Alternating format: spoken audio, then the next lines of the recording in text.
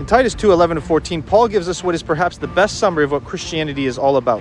Writing to his young protege Titus, "For the grace of God that brings salvation has appeared to all men, teaching us that denying ungodliness and worldly lusts, we should live soberly, righteously, and godly in the present age, looking for the blessed hope and the glorious appearing of our great God and Savior Jesus Christ, who gave himself for us, that he might redeem us from every lawless deed and purify for himself his own special people, zealous for good works."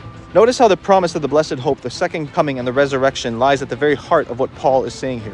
By the time we get to roughly 500-600 AD, Christianity is now an imperial state-sponsored religion where the focus in some circles has shifted from practical righteousness to getting favors from the dead. Praying to dead Christians, praying to Mary, and a developing theology of indulgences and a treasury of merits are increasingly replacing the simple faith of Christianity with something that looks more like a death cult. And no error has contributed to this development more than the misunderstanding of the Bible's teaching on death. While the Bible refers to death as sleep over 50 times, there are a few places that have been misinterpreted to support an immediate conscious existence in heaven when we die, the immortal soul.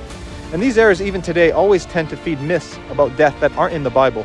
In fact, you can read the Bible from cover to cover and you will not find a single description of what we can expect to experience between death and the resurrection. Even Lazarus, whom Jesus raised from the dead after being dead 3 days, had nothing to say about it. Now contrast this with the modern obsession of Christians with near-death experiences. It's clear that the blessed hope has been replaced in modern Christianity by something else. Jesus consistently refers to the dead as asleep throughout the Gospels and never suggests that they are anywhere other than the grave awaiting the resurrection. And he then proceeds to bring them back to life. Now I know some of you watching have various proof texts in your mind to prove the immortality of the soul. Tell me what they are in the comments and I promise to address them in my next video. But for now, let's look quickly at what Paul has to say about this topic. Without a doubt, his clearest teaching is found in 1 Thessalonians 4, starting at verse 13, where he describes the dead as being asleep and presents the resurrection at the second coming as the solution to that problem. And in 2 Timothy 4:8, he says that he's expecting to receive the crown of righteousness, which the Lord, the righteous judge, will give to him on the day of Jesus' appearing. Paul is remarkably consistent on this. He walks us through death and the resurrection in 1 Corinthians 15 without any mention of an intermediate state of consciousness between the two.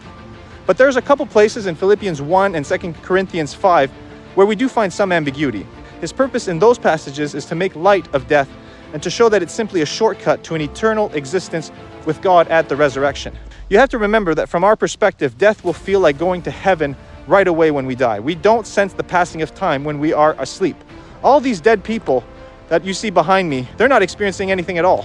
So all dead believers, whether they've been dead for hundreds or thousands of years, when they're raised back to life, their death will have felt to them like departing to be with Christ.